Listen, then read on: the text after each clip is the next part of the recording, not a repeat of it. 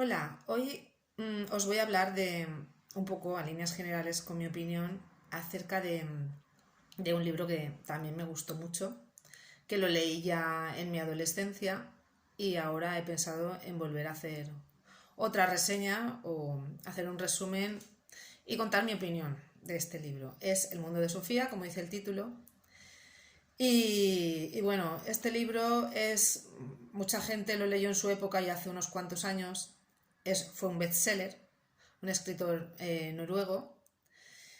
Y este libro trata, o sea, es una novela, pero en la novela en realidad se enfoca más en la explicación de la evolución de la filosofía desde sus orígenes hasta hoy en día. Y entonces lo va explicando paso a paso, pues cómo surgieron los primeros filósofos, qué ideas tenían, qué proyecto tenía cada filósofo, etcétera, etcétera.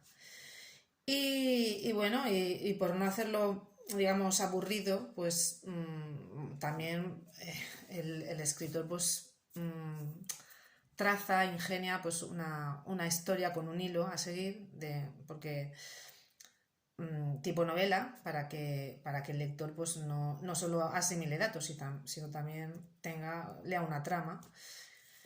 Y que en este caso la protagonista es una niña que se llama Sofía, que empieza a recibir cartas misteriosas de una persona que no sabe quién es y que le está introduciendo pues, en este conocimiento, en este saber. Y cada vez esta historia se hace más interesante, tanto a nivel de la historia de la niña, de las cosas misteriosas que le va pasando, como a través del lector la cantidad de conocimientos y de saber, no solo de filosofía, sino de la historia de la humanidad. Eh, a mí me gusta mucho porque el libro en sí podría parecer quizás un rollo por tanta filosofía, pero está explicado de una manera tan atractiva que vamos, es que es apta para todo tipo de públicos, sinceramente. Eh, bueno, también decir que el libro, pues sí que es verdad que tiene muchísimos, muchísimos datos, pero bueno, pues también te hace, aparte que da los datos y te explica pues toda la historia y la evolución de la filosofía, pues al mismo lector todo el rato te hace estar pensando y meditando sobre las ideas que el escritor va exponiendo. O sea, que es que te absorbe de tal manera, más que por la trama, como he dicho, como novela, sí, más que eso te atrapa en el sentido de que tu mente está todo el rato en acción, pensando y reflexionando sobre todo lo que va diciendo. Y todo lo que le vas leyendo y adquiriendo ese conocimiento hace no solo que te lo aprendas o lo asimiles, sino que al razonarlo tú mismo te lo clasificas en tu mente, ese conocimiento lo clasificas para luego poder memorizarlo mejor. Eh, yo conforme lo he ido leyendo, pues también a veces era tanto los datos que da, pues que a veces pues también te apetece un poquito descansar de vez en cuando. Aquí pues nada, en el libro pues ya digo, empieza pues con todos los filósofos desde la antigüedad, que empieza a hablar de los filósofos de la naturaleza, que empezaron pues allí, pues por allí por Grecia y todo esto, todos aquellos lugares y nada, y bueno, y también pues da a entender, bueno, describe cómo la filosofía se relaciona mucho pues con otras materias del conocimiento, con la ciencia. La ciencia y la filosofía tienen mucho que ver. Pues por ejemplo, muchas veces o sea, en los proyectos científicos, pues muchas veces para seguir el método científico que necesitas una hipótesis, pues estas hipótesis pues están basadas mucho en preguntas de la filosofía para poder llegar a la conclusión a ver si es cierto mediante la ciencia o no, no solamente por el razonamiento, sino por la investigación científica. Entonces está bastante relacionado. Por ejemplo, tenemos por ejemplo, como o sea, los filósofos de la naturaleza, que eran unos de la antigüedad, pues claro, estos no tenían una ciencia evolucionada, pero sin embargo su razón le hacían pensar que en la naturaleza pues había como algunas piezas, algo que de lo que estaba formado todo. Sea verdad, sea mentira, pero nos recuerda un poco como si dijéramos al ADN de los seres vivos. Son como ladrillitos que están, que según como los pongas, pues van formando una cosa, van formando en otra. Bueno, pues son ideas que ellos van, a nivel de razonamiento, pues van un poco llegando a conclusiones. Luego, pues nada, también nos hablan de otros grandes filósofos que no puedes dejar de mencionarlos, que son de allí también, de aquellas partes del Mediterráneo, pues nos habla de Sócrates, de Platón, de Aristóteles y todo pues las formas de pensar, entre otros muchos filósofos, y cómo se relacionan cada uno de ellos y qué puntos de diferencia tienen cada uno de ellos. Entonces, claro, es una forma de entenderlo mejor porque te hace comparativas o puntos en común. Entonces, es bastante interesante. Y sobre todo también que destaca más destaca más los puntos más importantes de su filosofía. No te mete el rollo de todo lo que, de todo lo que pensaban, sino un poco las pinceladas de las cosas más importantes. Entonces, es muy llevadero el libro en este sentido.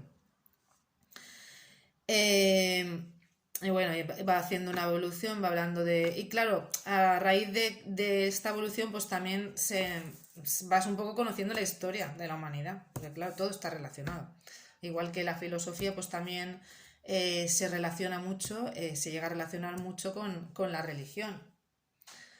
Pues porque llega a un punto, por ejemplo, que la filosofía siempre trataba de contestar a las preguntas que el hombre se hacía. La existencia o sea, por qué existimos, por qué estamos aquí. Y luego pues también trataban un poco de dar consuelo al hombre en el sentido de ante temas importantes, pues por ejemplo como hechos como la muerte. Entonces, eso, la filosofía pues intenta buscar respuestas a esto, pues para eso, para ayudar al hombre a consuelo. Y bueno, y bueno, y a lo largo del libro, pues también eso, sobre todo en la religión, habla mucho de cómo surgieron todas las religiones a nivel mundial, las religiones que, sobre todo las más conocidas, que parten de Europa y Asia, y cómo ellas, en qué se diferencian, y luego pues qué puntos en común tienen. Por ejemplo, el origen de las religiones que son de grupos semitas, que en realidad de ahí parten tres, que tienen un hilo común, que son el Islam, el cristianismo y el judaísmo. Entonces tienen ese hilo común. Entonces ahí pues ves que en realidad tienen muchas cosas en común, son monoteístas, que en realidad pues la religión judía y el Islam parten del mismo padre, de Abraham. Y no lo sabes hasta que vas leyendo estas cosas y te vas enterando. Luego el cristianismo fue lo mismo, pero un poquito más evolucionado y revolucionado. Revolucionado conforme lo de antes, porque encima se empiezan a mezclar con ideas, o sea, con pensamientos de la antigua Grecia. Y bueno, y sobre todo destacar que se habla bastante de la figura de Jesucristo, porque también, claro, tuvo sus ideas y influyó mucho en la conciencia de muchísima gente a tal nivel que se expandió por todo el mundo.